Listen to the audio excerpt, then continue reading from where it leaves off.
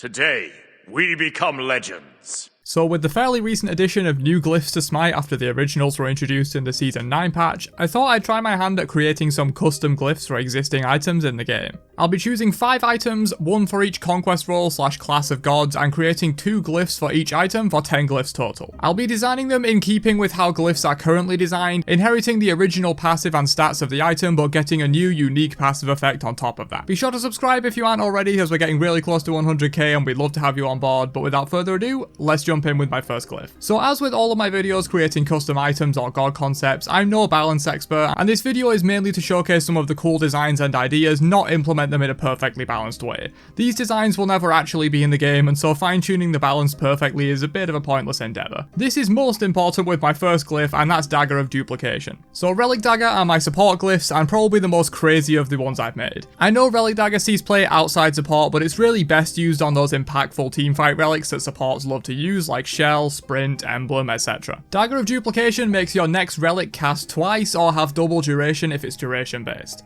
I set the internal cooldown at 500 seconds, which I know is super long and might only see use a handful of times in a typical match, but the effect is so powerful it needs a long cooldown. Being able to give double the shield strength on Shell, have a double distance blink, or a Heavenly Wings that lasts 8 seconds instead of 4 can be insanely powerful and even teamfight winning in some cases, so I did want to set the cooldown appropriately.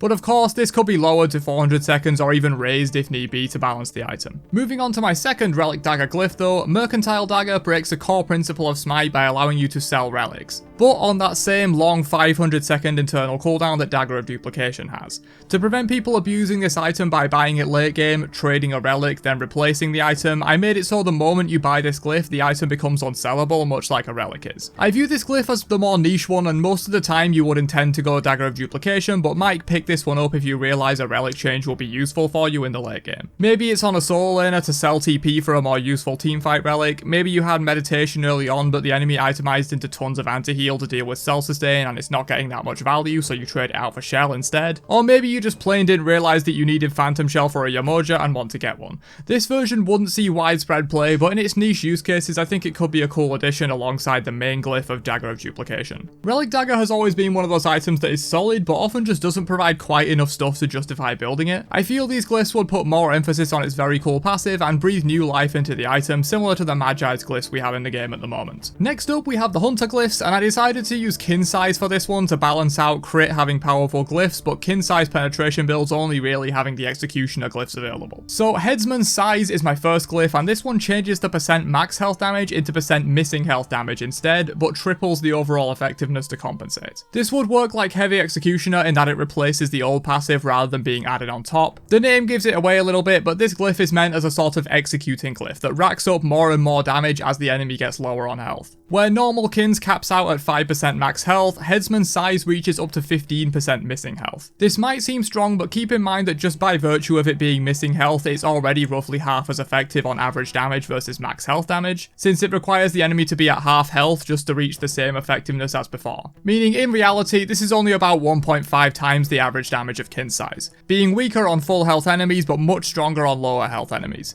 If the enemy is missing only 100 health, this does 15 damage per hit, but if they're a tank missing 2000 health, this deals a whopping 300 per hit. I feel like this is an interesting trade-off where you lose some consistency in damage in order to gain massive kill potential on enemies below half health. My second kin's glyph is much simpler. Swift size retains the original passive while also increasing your attack speed cap to 3.0 in a mirror design to heavy executioner. Kin size builds have always been about maximizing penetration and attack speed to extract as much value as possible from the kin's passive effect, and this glyph does that in a perfect way, that can allow full attack speed builds while not hampering the effectiveness of any potential attack speed steroids in your god's kit. You're very unlikely to reach over 3.0 attack speed even with some of the strongest stims in the game. Granted, this glyph does step on the toes of Silver Branch Bow a little bit, but I liked the idea and thought it would fit well with the identity of kin size. As I mentioned at the start, I wanted kins to have glyphs to rival the power brought to crit builds by Envenomed and Malicious Deathbringer, since crit and Kins have been the build path debate in Smite since the dawn of time for Hunter players. These Kins glyphs lean even further into Kins being the optimal choice for tank shred, especially with HEADSMAN'S size, and I think they make great additions to the game. Moving on though, we have the mage glyphs, and for these I chose Spear of the Magus. First up, we have a simple one that's just the return of the OG Spear of the Magus passive that would shred protections on ability hits. The item would still retain its current passive, but this will be added on top as a great glyph for tick damage users or low cooldown mages like Hebo. This was one of my favourite item passives from back in the day, and I'm sad it was removed. I think adding it back as a glyph could be a good tribute to it while keeping the current spear passive in place. This, along with one other glyph, will be the only returning effects in the video. My second glyph for Spear of the Magus is Leeching Spear of the Magus, which enhances the current passive effect to also provide 25% lifesteal to allies damaging the marked god. This will be a debuff applied to the god itself, much like Fail Not, and would not actually give allies lifesteal, it would only apply to the damage dealt to the marked target. This one would also be pretty useful for tick damage gods, since the first tick marks the enemy and any subsequent ticks will benefit from that 25% lifesteal, so there would be an interesting trade-off with these two glyphs and which one you want in your build. This one might also be semi-viable on aggressive magical supports that want a single damage item in their build, since allowing their team to lifesteal off the target they're CCing or focusing down could be useful, though this would probably be a pretty niche use. I wanted to give glyphs to a penetration option here to balance out the Jotun's glyphs for physicals and allow flat pen options a bit more late game prowess where they normally fall off in favour of percent pen later in the match. And Spear of the Magus seemed like it had the most interesting glyph potential for me. Next up, I have glyphs for an item that has been really underrepresented in Smite lately, and that's my solo lane / warrior glyphs for Shifter's Shield. First up is Enchanted Shifter's Shield, which is a pretty simple one. The passive power / protections provided by the passive now applies to all allies within 70 units of you. This is the same range as the support auras like Sov and Heartward for reference. This just provides the item with a bit more purpose beyond just being a pile of stats. In solo, this would be a great pickup later in the game if you got shifters in the laning phase to provide more value in teamfights via this glyph, providing power to your jungler and or support when you engage with them and protections if you get low. Speaking of supports, I think this variant of the item could be a decent pickup for aggressive physical supports, as they can use the strong power stats for early aggression while glyphing the item later on to provide the aura stats to the team, so it would probably see cross role play for that reason. Next up, we have the more aggressive option, which is Duelist's Shield. The god that damages you under 75% health, triggering the protection aura, or the first god to damage you while under that threshold if a non-god put you under it, will be marked as a duelist. This enemy deals full damage to you while all other enemy gods deal half. This is limited to gods just to prevent stuff like tanking Phoenixes, Titan or Fire Giant using the effect. So the Smite veterans or historians among you might recognise this effect as very similar to Release Raven's ultimate. I really loved the design of that ability and wanted to kind of bring it back for this glyph.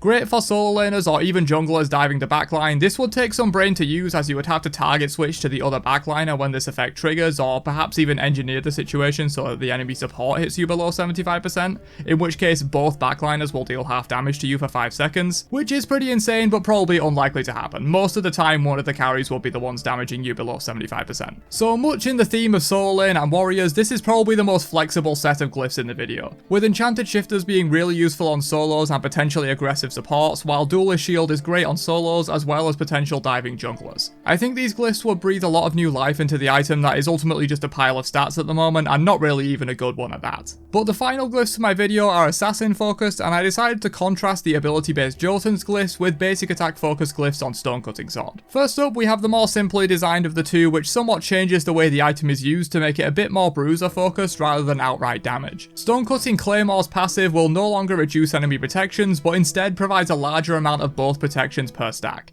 with each stack providing 20 physical and 20 magical protections for a total of 40 of each once fully stacked. This would lend the item much more towards auto-attacking warriors like Bellona, Erlang or Osiris, as well as potentially some assassins that might value bruiser stats a little more, like Nemesis or Set. Perhaps even Suku solo might want this since he can get a nice prot boost every time he lands a ranged auto. This glyph also removes the small issue of flat pen falling off late game by replacing it with more useful stats. You can potentially rush Stonecutting Sword early on for the powerful flat pen, then glyph it mid to late game into Stonecutting Claymore. And my final glyph for the video, Calcifying Sword, is a pretty crazy one. The stat count on the passive is increased to 5 with 3 protections each stack rather than 2 stacks of 7, so 15 total pen versus 14 and 15 protections versus 10. However, when an enemy is hit by your basic attack at max stacks, they are turned to stone and stunned for 1 second, removing all stacks from them. Yeah, hard CC on a regular item. I know it's scary, but I feel like this effect does have a lot of limitations to overcome in order to gain that powerful effect. You need to land 6 consecutive basic attacks on the target, which is difficult to do in a teamfight for most gods, though strong attack chains like Kali or Erlang will help with this. And you get the penetration slower than you normally would, sort of like a reverse heavy executioner, over 5 stacks instead of over 2. So I do feel this effect wouldn't be that insane all things considered, but this contrasts the more defensive design of Stonecutting Claymore with a much more aggressive option. Stonecutting Sword is another one of those strong and relatively cheap early game items that I think Glyphs could breathe new life into,